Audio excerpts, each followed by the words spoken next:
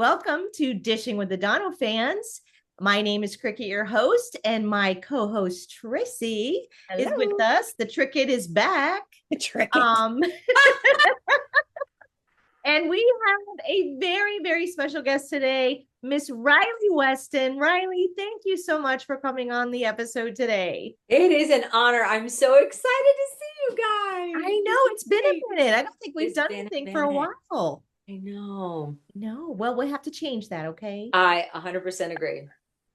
All right. So, Riley, we are here today to talk about a movie that you wrote, actually, a couple that you wrote, because I think I you wanted to talk about another one too.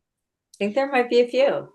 Yeah, might be a few there. So, the first one that we were going to dive right into is Meet Me in the Margins. So, I am going to give a little synopsis, tell when it's going to air. And then after that, I'm going to ask you a few questions. Tracy might jump in with some questions and we'll just go to town on this. Okay. Great. All right. So Meet Me in the Margins is going to be airing on Great American Family on June 13th, 8/7 Central. It's also going to be streaming on Great American PureFlix on June 11th. So yeah, that's the two great things. It's coming soon. It stars Merritt Patterson as Savannah and Liam McIntyre as William Pennington. So the plot or the synopsis is Savannah, an editor of a publishing house, secretly writes a romance novel. When an anonymous colleague begins leaving notes and critiques in the margin of her manuscript, an unexpected romance begins to develop. All right, Miss Riley, take it away. Woohoo! And then the knives come. No, I'm kidding. Then it got dark. I tell you what, I'm a huge fan of Melissa Ferguson, whose book this is adapted from. Mhm. And it was so difficult to decide what parts we could take and what parts some of it was just what was on brand. That took care of itself. But then some other parts, it was just like, I love this so much. But because we're writing specifically for a network, Right. it's tough. You have to decide, like, you have 1 hour and 20 minutes. You don't have Right. 350 pages in a book, and you don't have 8 hours of audio to like do this. So it was tricky to try to pull out what pieces and then try to, like, what would normally have taken 300 pages or 200 pages to get through this one storyline, I have to do in 2 scenes. How do you do it? Or 1 scene. Wow. Take all those things that happened over the course of 150, 200 pages and make it happen in 2.5 minutes. So that's where it's tricky to say, like, what kind of a scene could I create that would give it the same vibe, but do it in this amount of time. So I hope everyone loves it, that loved the book, that they love the movie too. I think that I've been very blessed to do a lot with Great American recently in the last year, and I love all of them. There are some that I love more. This is one of those, and y'all know how much I love Christmas. So the fact that this is a non-holiday movie, and I'm so proud of it, and I'm also really excited for it. I really loved writing it. I loved I write romance and rom-coms because I love love. Like, I joke that I'm waiting for, like, the carriage and the horse to show up outside my house on the cul-de-sac for no reason. Just because that's how I'm going to be living my life until the day I die, I'm sure, just waiting for Prince Charming. So, Yeah. but that said, it's like, I love that vibe. Like, I just love the whole, and I think the cool angle of this one especially is that we had, like, a little bit of a mystery element, that it kind of created, like, you might know who it is. And it was fun to watch the screening and see the chats from fans that were watching it early with Bill Abbott, the president. It was fun to see everyone's opinion of who they thought it could be. And some of the guesses were, I never would have thought. A lot of the guesses were some of the females, like, maybe she's got, like, a friend that's trying to help her, or maybe it's the boss's mom, and maybe it's her best friend and the other editor that's helping her. And it was like, because I lived it so closely for so long, I never would have thought about those choices. And yet it was so cool to see, like, okay, we did our job. If people are still guessing, and it's not like, oh yeah, 10 minutes over with. Like, it was kind of it was a cool little thing to see. And I'm really excited about this one. Okay. I really am. So when you first read the script, what made you connect with the story? Like, was there a certain scene? Was there a certain aspect of the storyline? I mean, what made you Um, connect with it? well, it's a lot of the times as a writer too, whether it's a book adaptation, which is not as often, or it's just like an idea I had. It's kind of like it's a job, right? So I have to find the reason. This because I love rom-com books anyway. I remember I listened to it. I didn't get a chance to read it because I was so busy last year on other projects Yeah. for Great American. We were trying to get all the Christmas ones ready, and I had just finished shooting in Chicago, this thriller that's hopefully coming out this year, and I was going into shooting Have We Met This Christmas, and I had a limited time to drive to New York and close up the cabins for the winter. Yeah. And I remember I when they called and said, "Can you read this book and maybe think about adapting it?" I was like, "I do they have an audio version? Because that's the only time I have to listen." Yeah. And so on the way to New York, I listened to the book, and I immediately from the first page I was like, I want this. I want to be able to write this. And I loved it. And I knew it was going to be tricky for so many reasons. A lot of it, as you know, is her reading it out in her head. She's reading what she's written. A lot of it is her talking to herself as she's writing. A lot of it is just in her head doing inner monologues. So it was going to be a tricky thing to find out. There's not a lot of actual scenes that I could pull. So it was a lot of just this was the biggest book adaptation I've ever had to do, where it was pretty solid and fun. But I just love the rom-com of it. And I just also love the mystery of it. I just love the fact that, yes, you kind of might know who it is, but hopefully we've given you enough other little hints where you're like, nah, it could be somebody else. So, and Merritt, this is my second movie I've written for Merritt, possibly a third coming up, but definitely the two. And I've seen her do almost everything. I love her in this movie. I think she has so many great sides of herself in this movie, from being kind of like a little bit shy to a little bit awkward to being funny, so funny, and then serious. And she's just so good in it. Everybody is. All the supporting cast is amazing. They just really put together, I think, a stellar show. They really did. Okay. All right. Tracy, did you have anything you wanted to ask her about anything, or? Yeah, I did, but God, I don't. Sorry. I can go again if you're speechless. I know the words. Yeah. I mean, when you Give me hear a Riley warning, you're talking, gonna make me laugh. Oh. Yeah, I apologize. No, you don't brain is apologize. my brain is a little cooked, and I don't have the excuses that you do, Riley. So I'm gonna let it come to me. I can write you some. What do you think makes this film different, maybe from some other rom-com movies? Do you feel like it's the mystery aspect, like you said, or do you feel it's something else? I think a lot. I think one, you have a lot of times, we have the focus of the two leads, and then you have, two maybe supporting things. I feel like a lot of it is the supporting cast kind of all played into it a little bit. Maybe they didn't have a lot of scenes, but they all kind of supported the storyline in a way. But I think what makes this one so different is because it's like, yes, the mystery played a huge part into it, but I mean, a lot of it was different. Merritt carried the movie. I mean, a lot of it's just her talking to herself, reading the margin notes, reading to herself. And I think and the production did a great job, because it wasn't like, yes, we're in the secret room where she sees this, but that secret room thankfully changes every time she goes in. There's a little bit something different, right?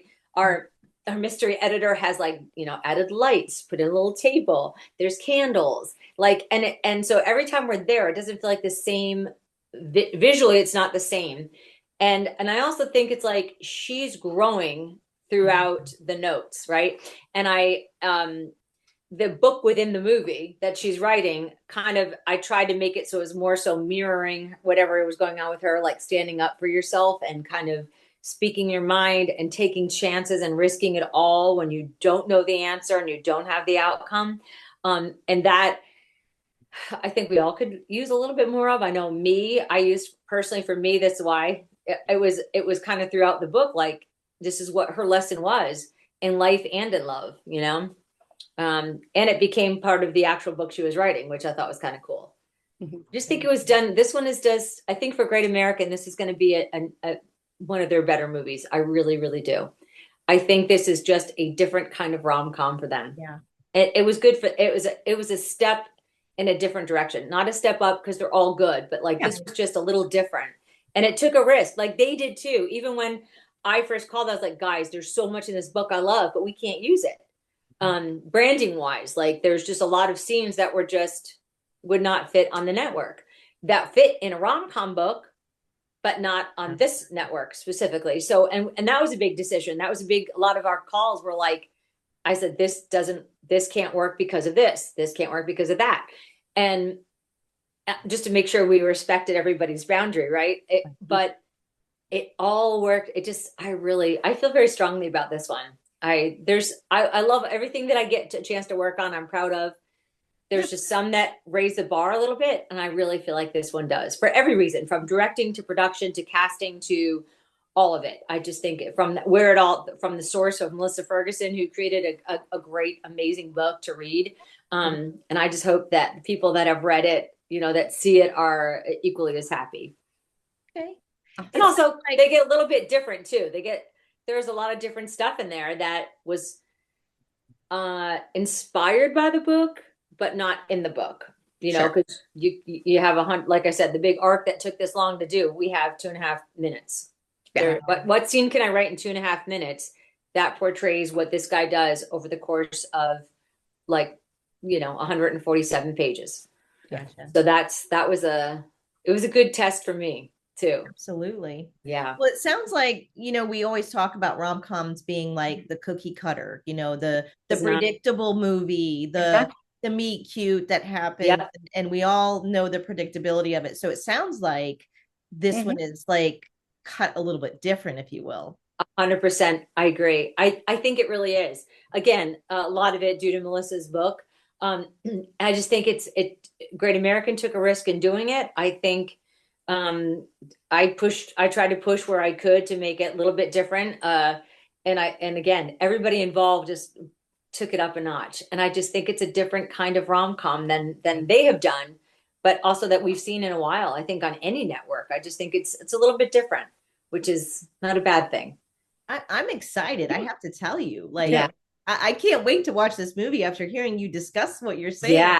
Because it is unpredictable and it has that mystery aspect to it. Yeah. So I mean, it really does. Like I said, when I was watching the screening that Bill Abbott, the president, did a couple weeks ago, I'm always about the chats. I will watch sort of the screening, but I'm really there to see what people are saying and what they're thinking. What did they not like? What did they like?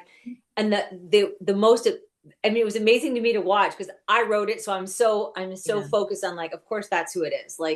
But to see other people writing in who they think it could be blew me away. Yeah. And I'm like, okay, we did something right. Because if people are guessing these other characters, I was like, I wouldn't have even put that in the top.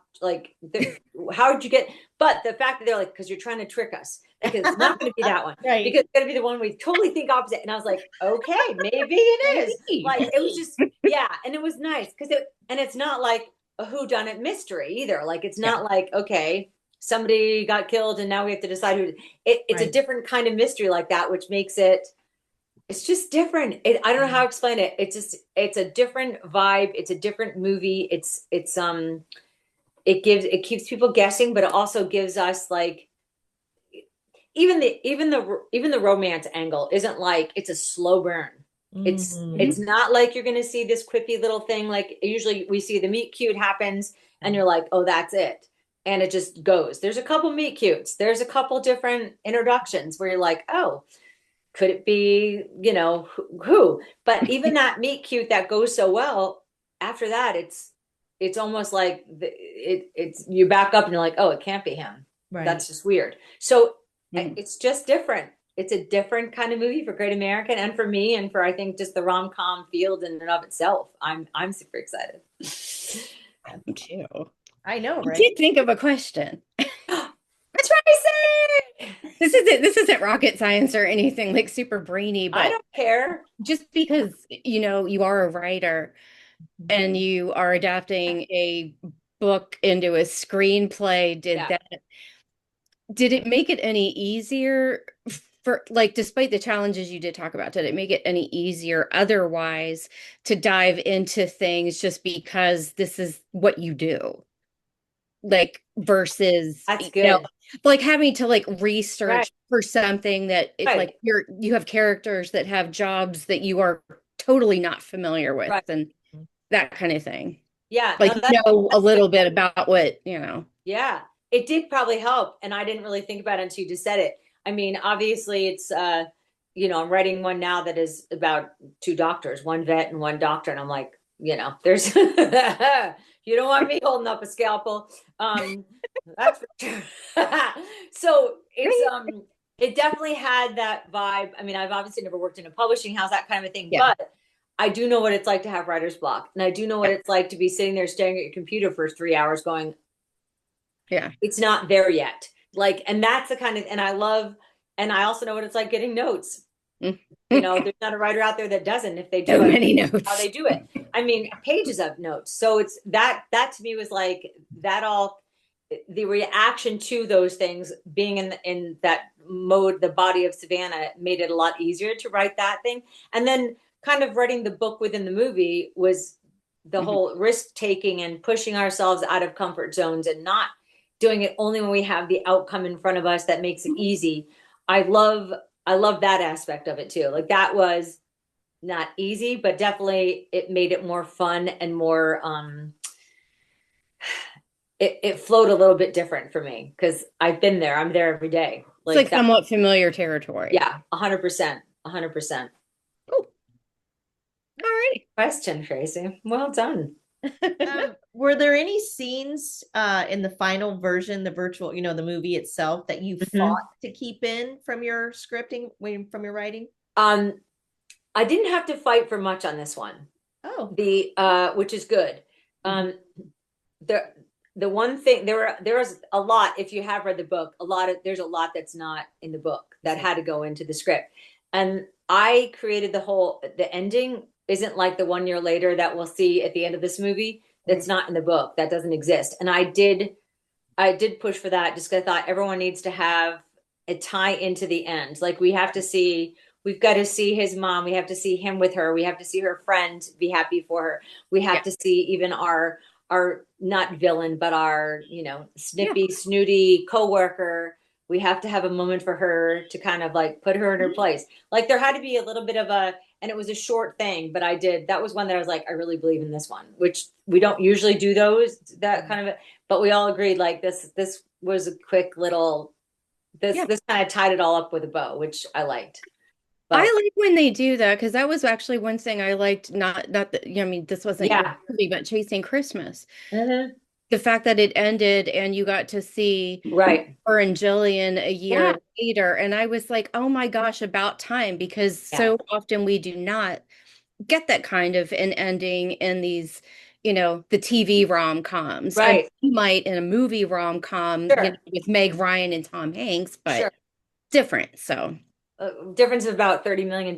Well, there, but still, a little less chatter. There's that. But still, it's like I always want to say, like, well, where are they now? What happened? Like, you're right. Yeah, like, because we're all trying to like envision like what's going on. 100%. Like, and obviously, every movie can't have a sequel, which is you're kind of left high and dry, going like, well, where are they? What happened? Right. So, I loved the ending. I loved the second ending. I love like we think it's like, okay, that's it. This is the ending. And we figured it out and they're together and it's awesome. And then we're like, oh wait, there's more. Like I like that. That was important to put in for me. You could have had the Scooby-Doo ending too, like they did it. What was it, Wayne's World or something? Like the movie ended and there were like all these different endings and like when here's the Scooby-Doo ending. Oh, that's actually fun. That's super funny. Definitely not going to happen, I don't think. No, probably not. No, probably not. But also, you never know what other movie I write. So there's that. That's true. That is true. Well, Riley, we put some rapid fire questions for you. Okay. All right. So, I'm going to ask him. It's coffee, tea, or water while you're writing. Coffee and water, a lot of water. This is I hate that I'm showing this, but I'll drink at least 1.5 or 2 of these. And then also right nearby, Son of a nutcracker. Nutcracker, I love it. Coffee with a lot of creamer. Okay. Your favorite romance movie of all time? Oh, golly. That would be hard.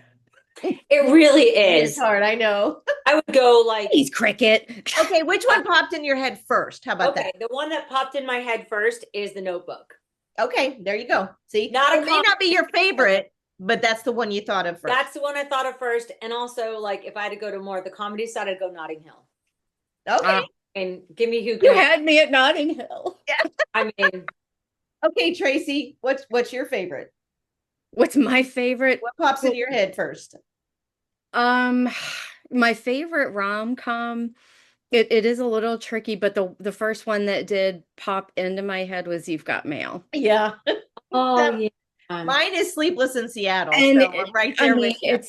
It's hard not to. But then there's newer ones that have come out. Like, I mean, they're not new now. They're probably 20 years old. But there was one with Deborah Messing and the dating one.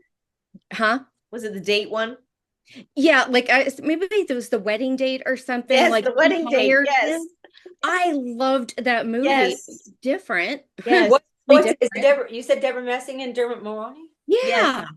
I think it was called The Wedding Date. It's called The Wedding Date. Yes. Yeah, she's going to her sister's wedding in England because her parents were like from England in America. And she doesn't have a boyfriend, so she hires a man like from a service as her wedding date.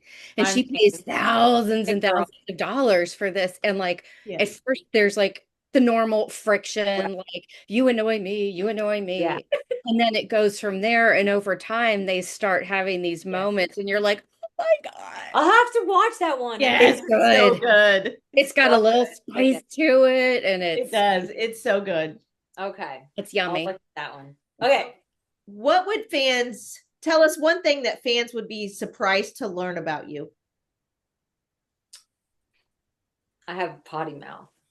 We already know that. Well, I know, but you're also my friends. Okay. What would they be surprised to know?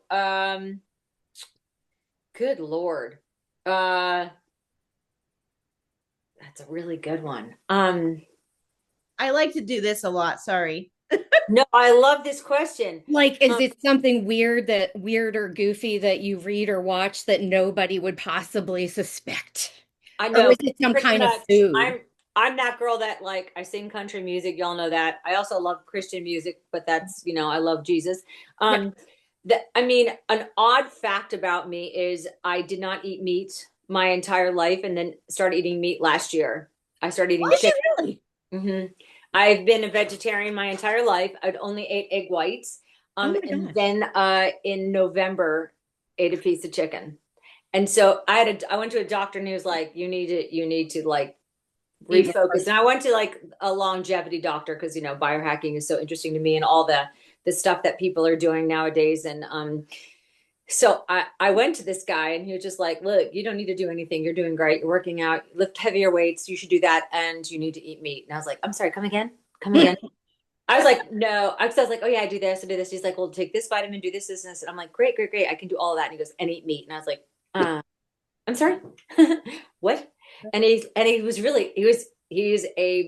badass doctor and he's awesome. And I also I don't take people going like, oh, so if you could try this, no, be in my face. And then I'm like, I'll listen. And he was like, look, and I said, yeah, I don't really subscribe to that part of your journey. And he's like, then good luck in the next 30, 40 years. And I was like, oh my God. Like, he's like, that's like, am I going to die? Like, he was just like, you're not going to age gracefully. I was like, I'm sorry. Like, okay, rude. And he goes, and he got in my face. He goes, rude. I wanted advice on being in a movie. I'd call you and I'd listen to what you had to say. Right. That's what you do. You were coming to me to say, how do you take the best care of yourself? Mm-hmm. And you're interested in longevity and living this great long life.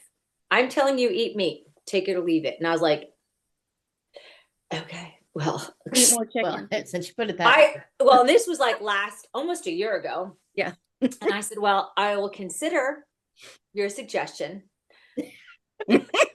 But I'm not going to consider the suggestion now because I'm about to go shoot a movie and I haven't been in front of a camera for a long time. And he's like, well, what do you think's going to happen? I'm like, I don't know, but I'm not about to eat the meat and then go try to shoot a movie and be vomiting up my guts or like having to run to a bathroom or like, or all of it. Or I could blow up. How do you know? Maybe I'm You could allergic. turn into a chicken.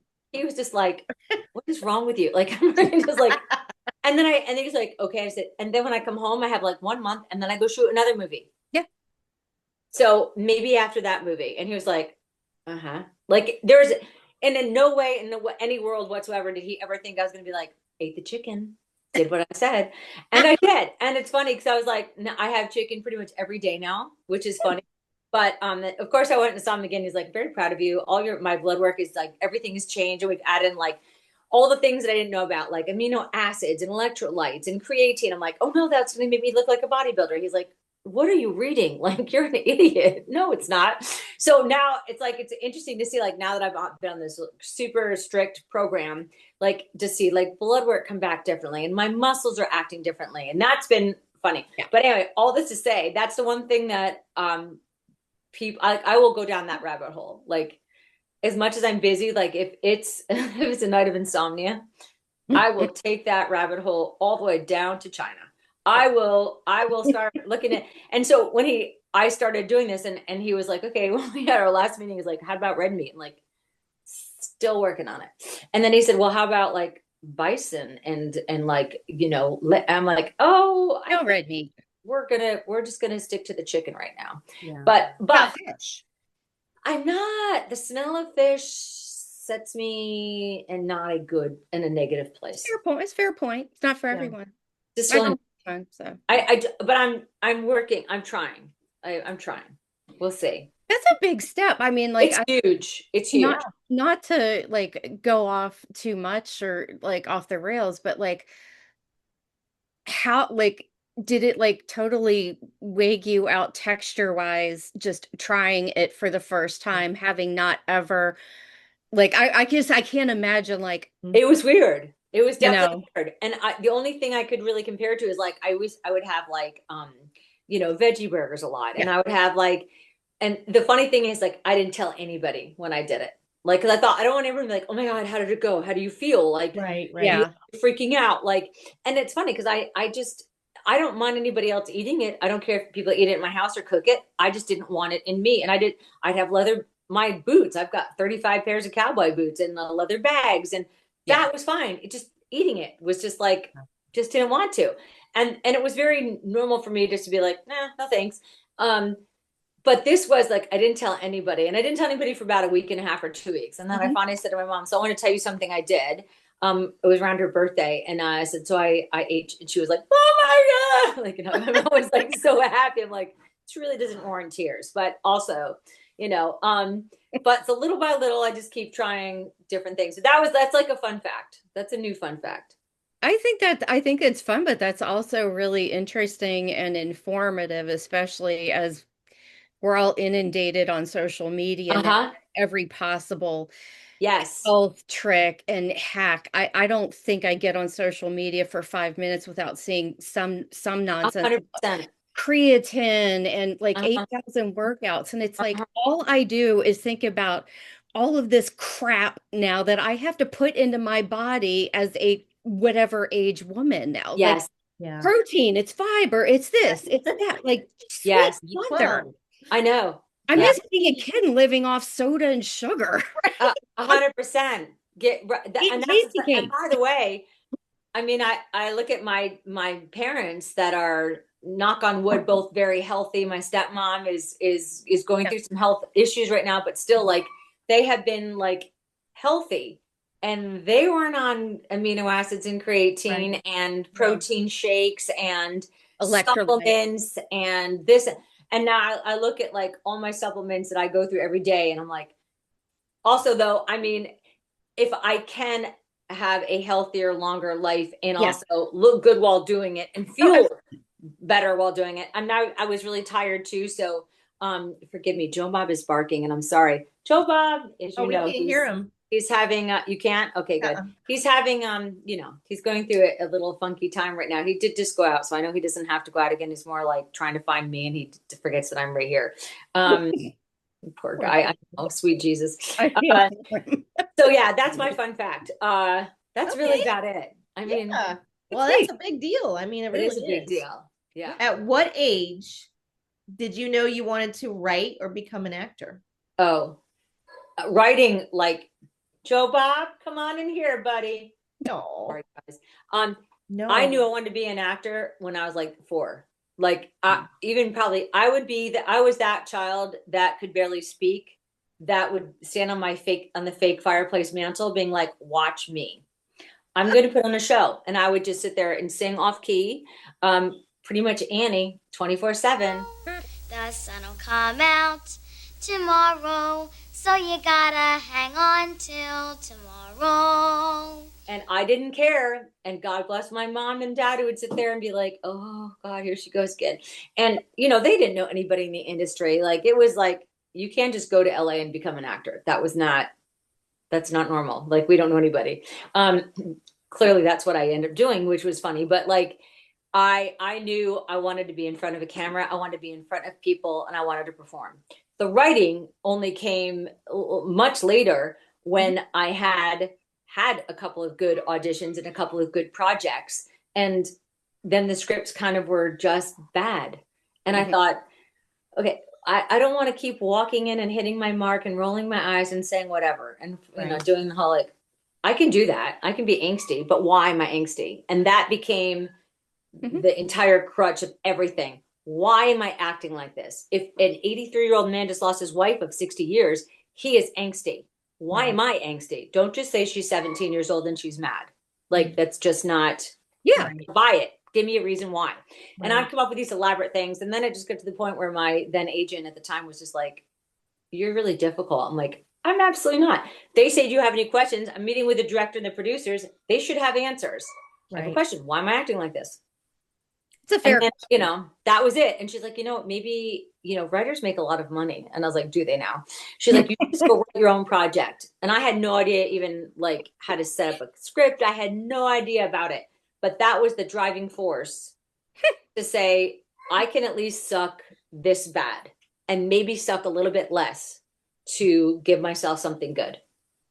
Well, and to give those actors that you're writing for something good too, and the answers that they are probably looking for. 100%. 100%.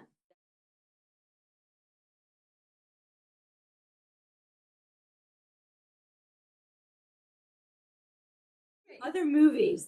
So so the one that you're working on right now is a Christmas movie, right?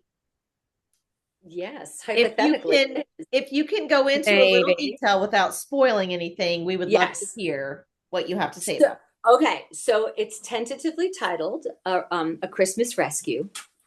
And it is about a female doctor in a small town, not a small town, but a smaller town called Cedar Ridge. And she puts on this amazing, 2-night thing called Christmas Cares every single year. It's been very important to her family, which we find out why as the story goes on.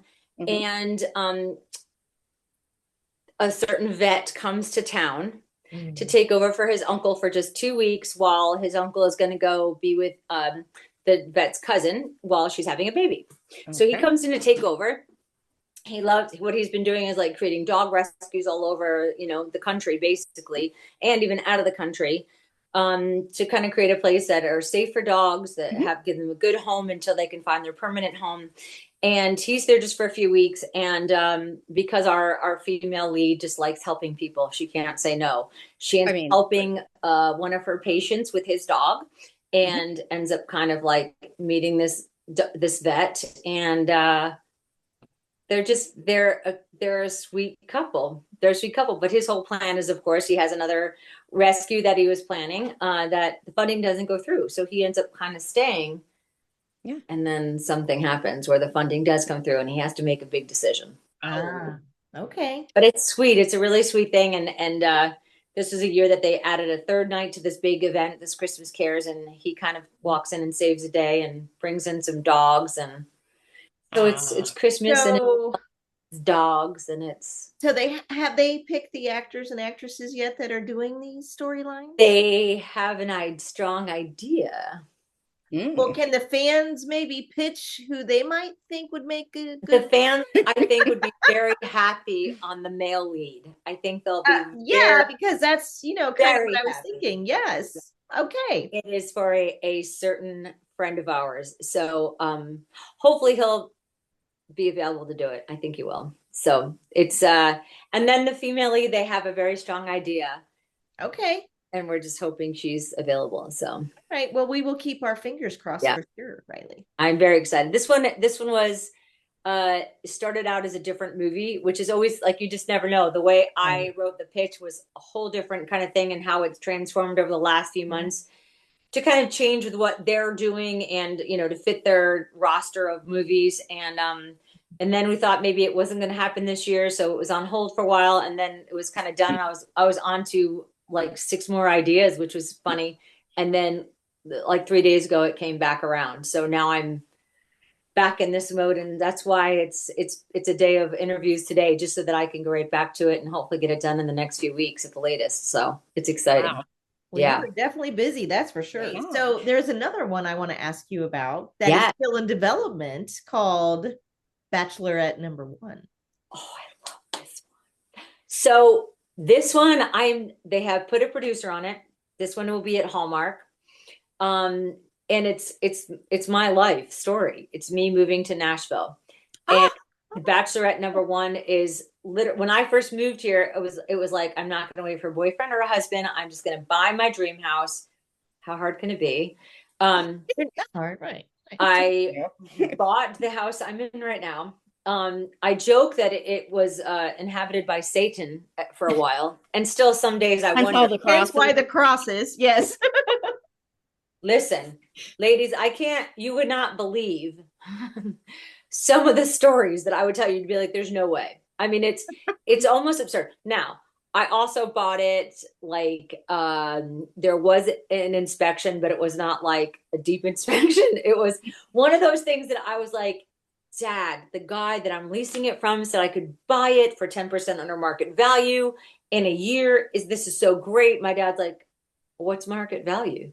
And I was like, well, I don't know, but I get it for 10% under it. Right. So that sounds really good. That's a good deal. That's the point. Like, yes, right.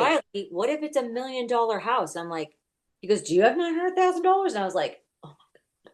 Like, I remember in that moment going like, he's like, did you sign anything? I'm like, I signed a lease that said I was going to buy it in a year. Like,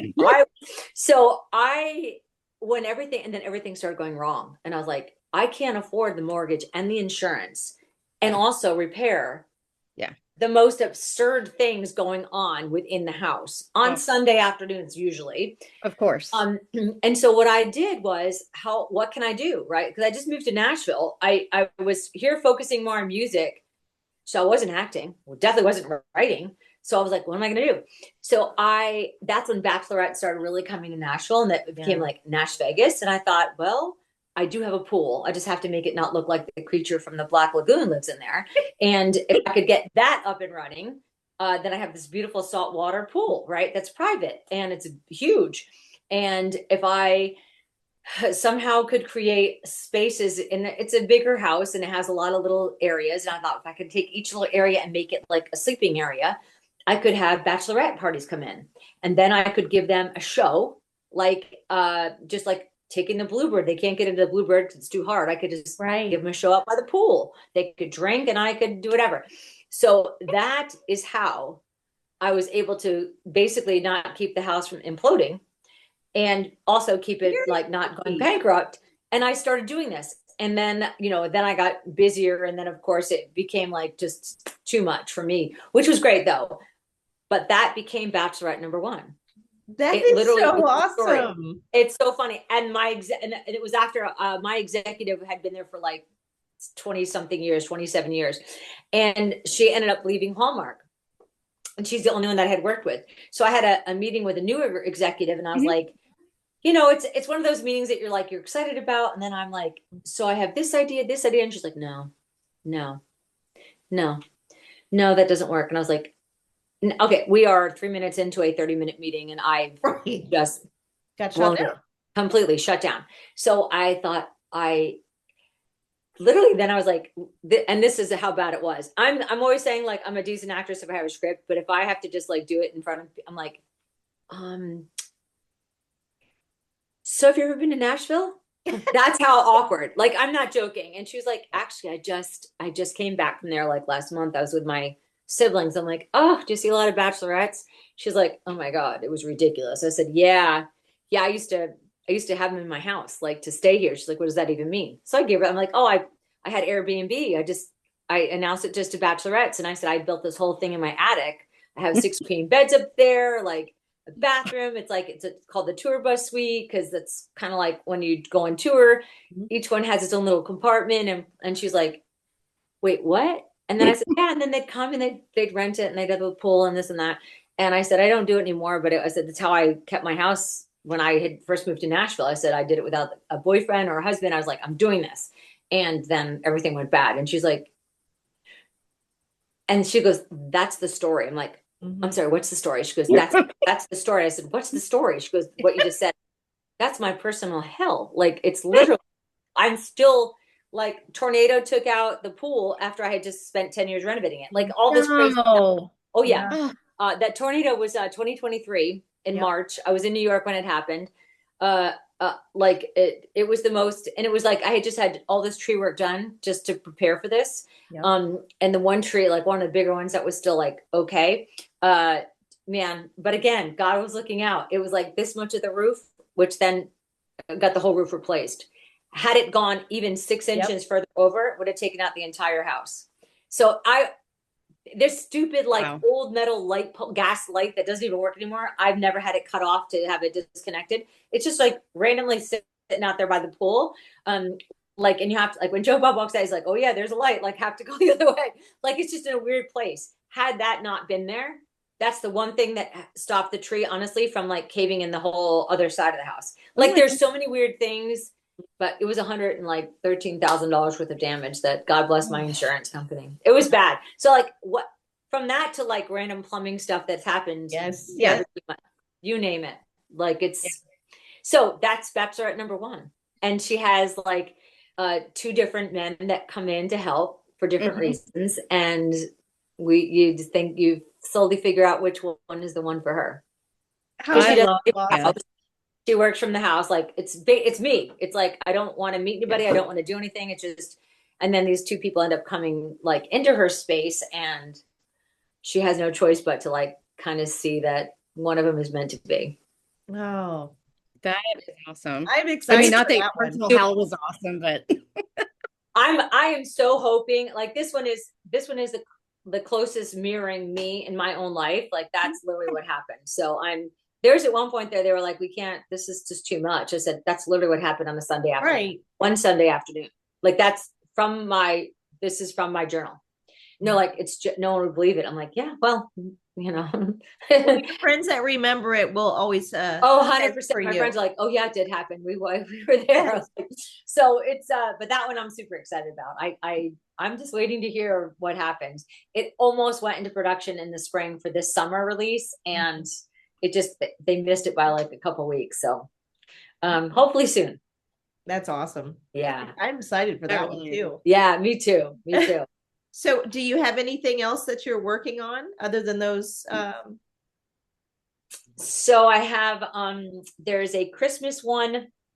I don't know where it's going to end up coming out. I think on a streamer that I wrote, another one. And I have a couple other Christmas ones that are being pitched right now that would either be for this year and or next year.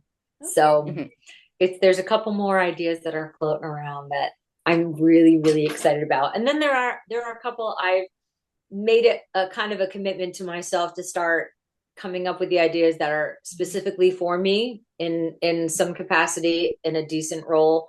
Some of that have my music that have me singing that I'm going to hold on to until I can find the right outlet, because that was the whole purpose behind me starting to write, was have better scripts as an actor. Right. And then writing took off, which is great. And I'm blessed. I'm absolutely have no complaints. It's just that now I want to make sure I start remembering the why. And so that I don't get to a place, you know, 5, 10, 20 years from now going like, wait, what just happened? I just missed that whole section of my life that I had worked really hard for. So that's, I'm excited about that. Starting to bring some more music into movies and I like that. And be in more. So you need to be in more because you're entertaining. Thank you. I loved you and Have We Met This Christmas. I'm like, I really wish you had had some more screen time because it was just perfect. Yeah, I appreciate that. Let the powers that be know. Hopefully they'll hear and listen. Listening more. Exactly. I mean, and that's the thing, Riley, when I have to tell people this story because when I met you in the first Rama drama, right? Chad introduced me to you, right? And you were so kind to me because you found out I was a veteran and you literally grabbed your purse out, you grabbed your CD, your card, and you go, thank you so much for your service. And you go, here, I want you to have this. And that moment touched me so much because, you know, I've met other celebrities over the years. I have. But the thing about you is you're real and you're human and you have that wonderful heart about you. You care about people and you look at people when you talk to them and you feel that kindness. And I want you to know that. And I think that, you know, a lot of these networks, they don't give you justice because I feel like you are amazing and you need to be on screen. So I just wanted to tell you that. And I love you dearly. And I know we've been friends now for a while. And I like to come see you when you're down in Nashville and, you know, hang out with you. So I want you to know that. And I hope that they open their eyes up and see. But I also feel like God has a bigger plan for you too. Yep. I try to remember that every day. And that's tough, right? No matter what industry you're in, you have a bigger goal. And thank you, first of all, for saying that. That touched my heart in more ways than I could ever say. And I won't say more because I'll start crying. But that means so much to me. And I just feel it's like there are a lot of people in this industry that just are in it to be in it. And maybe they're in it and they had the same intention and then have forgotten along the way. It's become something else. Right. And, you know, today's a 4 interview day. I love it. Like this is so much fun. People will see my hair, maybe a different barrette and they might see a different shirt, but it's been all the same day because why? Because I'm writing the other movie. And it's like, when I hear like, oh, so-and-so doesn't want to do this to promote the movie or doesn't, whatever. And I just, for whatever project it is. And or someone doesn't want to like spend that 5 seconds talking to somebody like you who did serve. Right. And who made my life a little bit better and safer because of it. Like, I'm sorry, I don't have time for that. I have time for people like you that come up and want to, who am I? Like, who am I that someone would want to spend any time on? And that to me warrants all of my time if somebody does. Like, I don't understand not being sincere, whether you're at a grocery store. You don't know what someone's going through. Exactly. You don't know from the outside looking, and nobody knows what goes on behind closed doors in my house. Like, and that's something I try to remember because I don't know what's going on in somebody else's life and what kind of day they had. How much energy does it take to say like, hey, how are you? And not walk away. Just say, hey, how are you? And stay there, look in their eyes and say like, are you good? Right. And mean it. Yes. And I don't think that gives me chills because it's really not a cool day in Nashville. It's just, and I have some lights that are really hot. But it's like, I just don't understand. I think too, since COVID, I guess it is too, like, I just don't feel like people care anymore. It's on the, you see that like when you're driving your car and people are just like rude. And I'm like, it takes so much more energy to be a jerk, to be rude and to go out of your way to be just a big old jack butt. And I just, it makes me sad. And then I feel like, okay, well, I'm just going to overcompensate for people like that. Yeah. Right. So it might make me a little bit more tired at the end of the day, but I still know that I am answering to a much higher cause and a much higher God than, you know, not better than anybody else, but I hope I'm in a different place where I can make a difference. Yeah. And outweigh the difference. You do make a difference. I would tell you, like, the experiences I've had, especially at Ramen Drama, the two people, you know, I love Trevor dearly, and don't get me wrong, he always makes a difference too. But out of all the people I met at Rama Drama the first time, you and Tyler Hines were the two people that touched me in a totally different way than some of the other people. Let's just say that. Yeah. So yeah. Yeah. Thank you. Sorry, I take a huge compliment. And also, is he single? No, I'm kidding. I know. Exactly. He'll never see this, thank God, but should he see it and hear about it, he'll laugh. No, but that's the kind of human spirit I think we just I think we all need a lot more of, and I think again it doesn't take that much effort, but I also think it's not something people can fake either. So at the same time, I'm like, there's just not, you can force yourself, and then that becomes an obvious thing that you're forcing yourself. And the day that I have to force it, God needs to smack me upside my head from heaven. Right. Yeah. And I expect that. Like it doesn't look, I get to get up and do what I love every day. It might be a bad day. My bad day is like, okay, I'm frustrated. I only got one act done today, or whatever that is, whatever that looks like. Joe Bob's not well. That doesn't look good either. But I also, though, will not let that spill over into this or into a script that I get to write for a network with people that are anxiously waiting to see, like Christmas in July or Christmas next year, at the end of this year, with the actors that they love on a network they're trying to support. Like it's all a blessing. We woke up. A lot of people didn't. And at the end of the day, right, a lot of people didn't wake up today. Right. No. So I'm not going to say I would have no right to complain about, oh, the lights are making me hot, and it's a Sunday and I have to do 4 interviews. No, I get to do 4 interviews, and the lights are on me because I get to do 4 interviews on a Sunday. How cool is that? And I get to see 2 friends I haven't seen for a while. Like that's the bestest, right? Hello, son of a nutcracker. That's what it's all about. It's that human connection and that human thread, and I just think we're missing a lot of it, and people just take it for granted. I wanted to like tie in with what you were saying, because we went to a concert last night for his band Shinedown. Yes. They're rock band. They're awesome. The lead singer Brent Smith is just stupidly talented. His vocals are crazy pants. And he interacted with the audience a lot last night. And one of their albums has a song about like being human and the human condition and all of this. And he got like really serious for a moment and during the concert before they performed the song. And he said, I just want everybody to like take a moment, like turn to your left, turn to your right, now turn back to your left.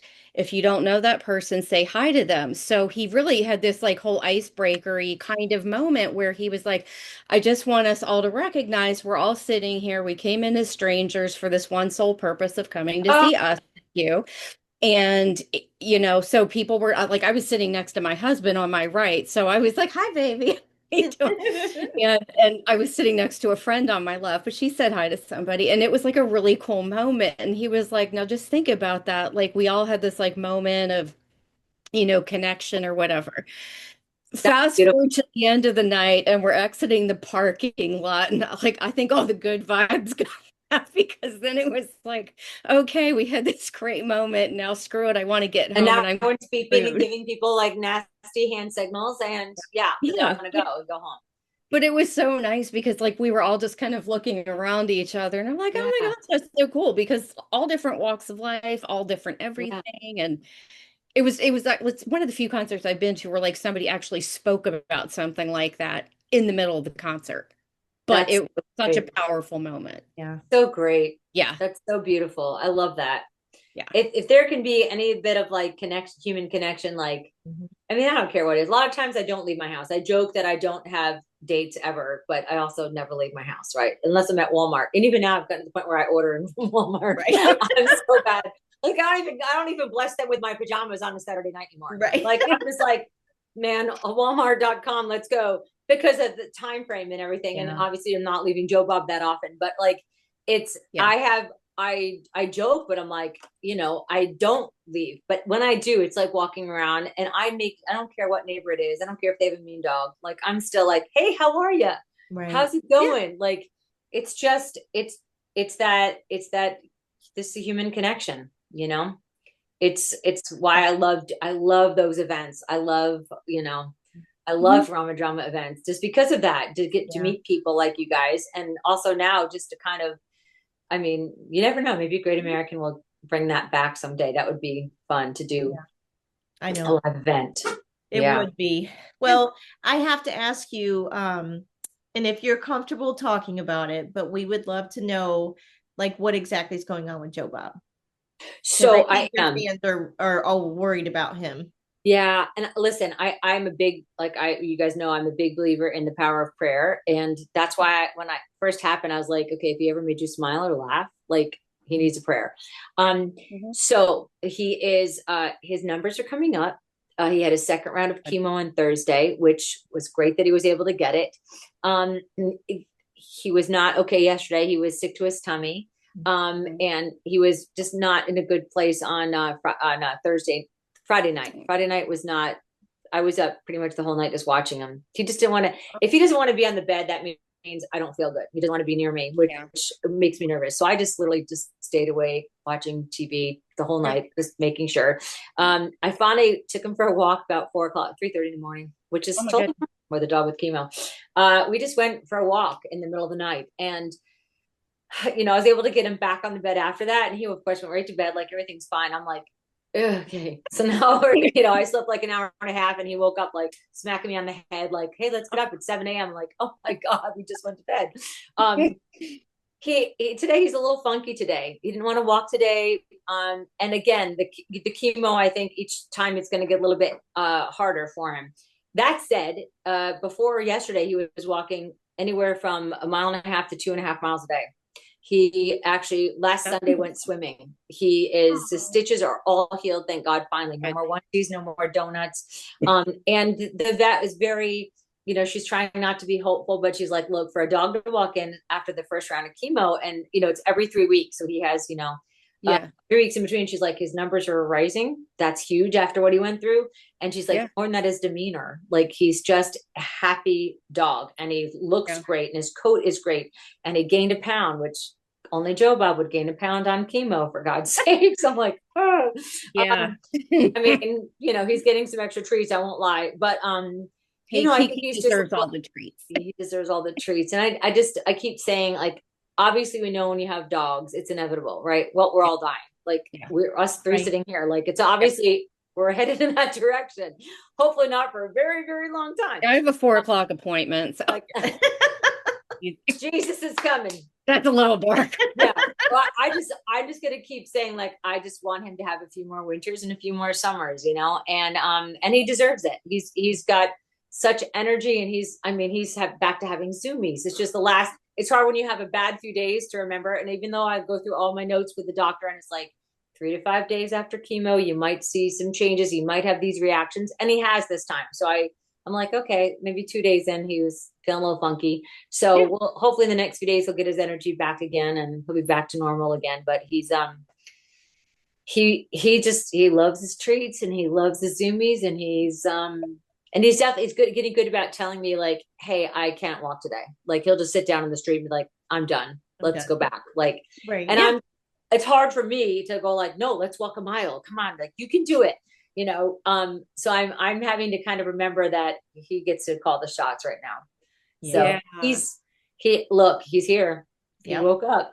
So he woke up. Yeah, we're gonna keep coming up with that chemo until he doesn't eat anymore. Yeah. You know? What is he eating? Is he eating like normal dog food, or is he on anything special? Because nothing. I was on chemo years ago.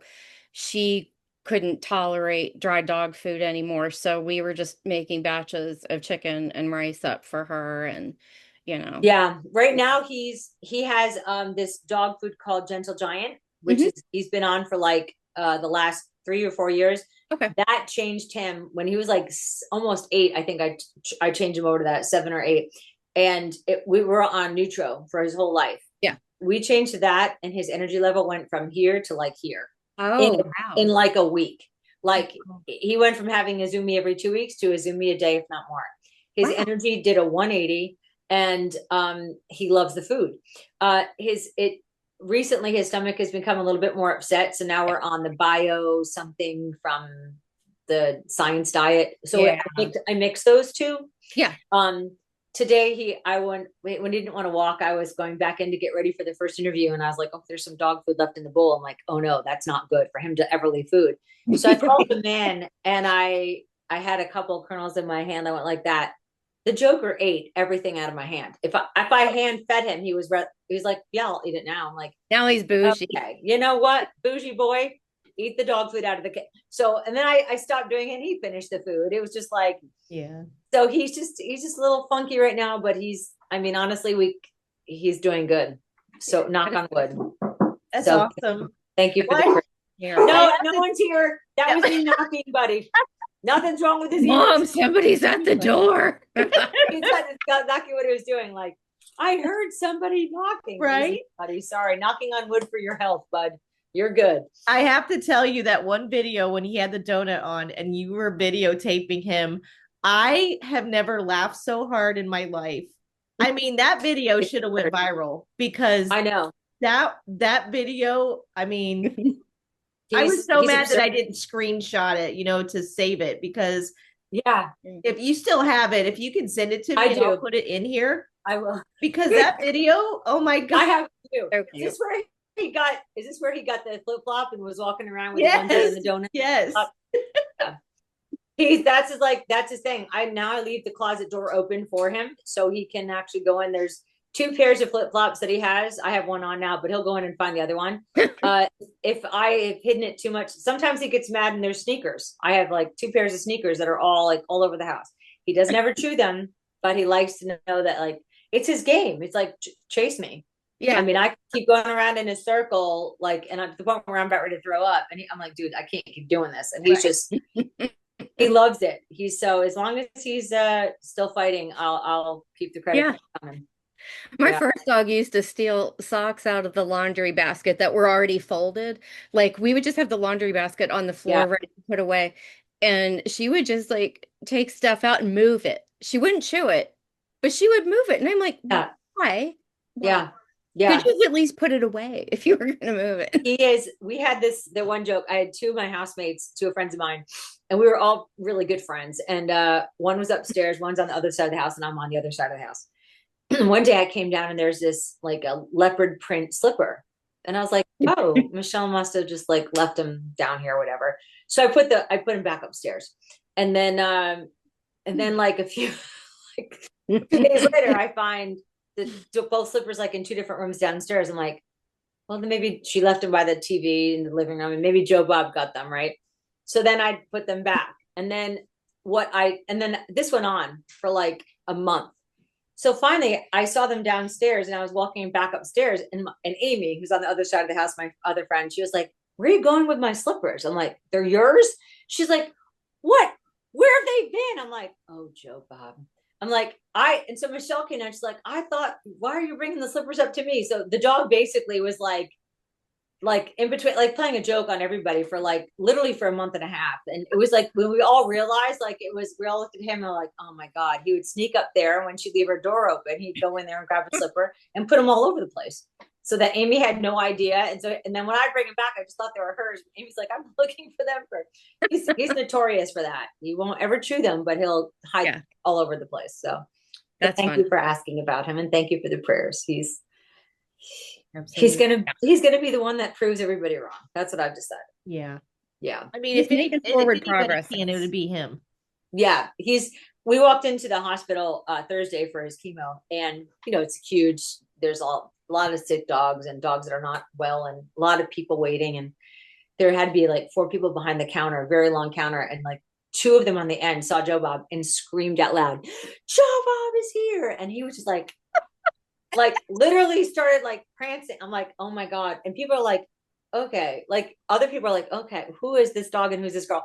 And he was just like, his head is in the air and he's like, yeah, baby. he ran behind the counter. He's like getting treats, getting pet, and he went around to everybody around. Like, I'm like, oh my God, I'm so sorry. Like, no, it's okay. He's like, guess he's doing good. I'm like, well, he's on chemo, so he's George from Cheers, literally. It was literally like that. It was like Joba. It was the craziest thing. Like he was a celebrity. Like, give this dog a beer. It was literally like that, and he just ate it up, man. He was just like head in the air, like that's right. I love that. That's so awesome. Yeah, that's so awesome. Yeah, that is delightful. Well, Riley, do you have anything else that you wanted to discuss? Let's see. I think that's it.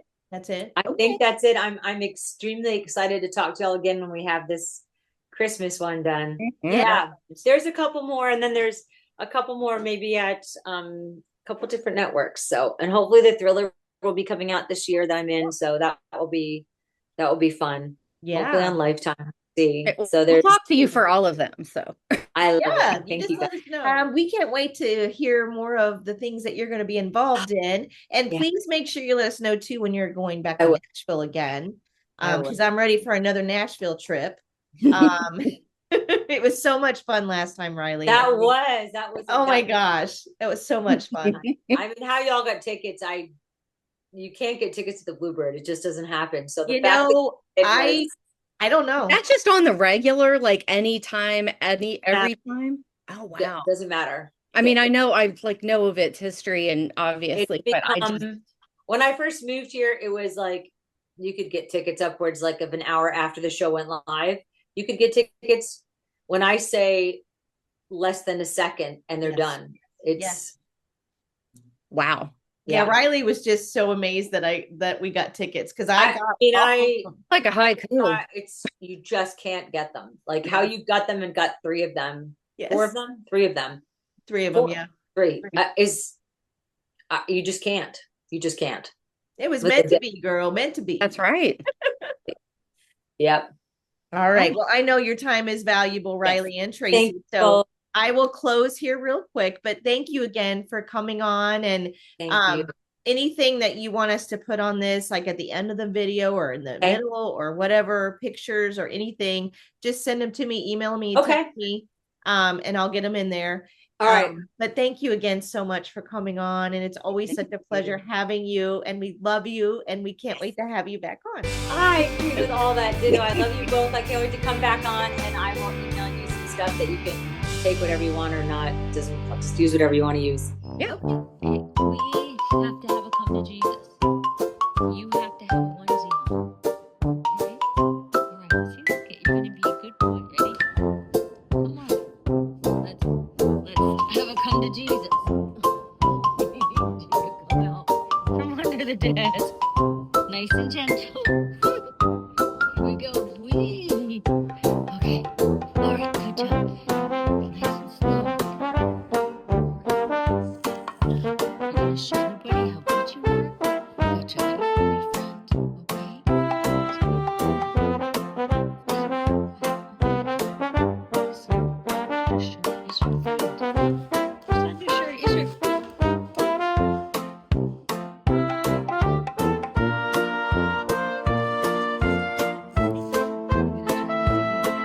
All right, here we go.